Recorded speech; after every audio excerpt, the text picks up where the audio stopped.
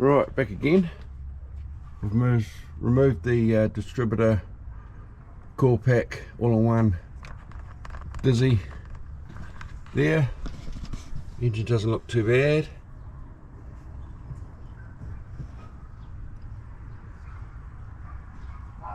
So yeah, I think it's the one we're going to replace it with. I've got marks on here where it all was. I'd like to mark that all. They can only be keyed in one way, so makes it pretty simple to beam back in.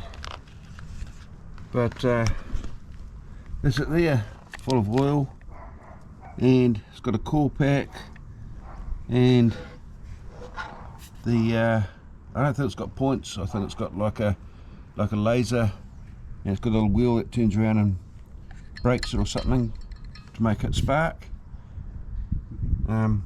There's the replacement one there, so get that all lined up with this one, and we'll put this one back in.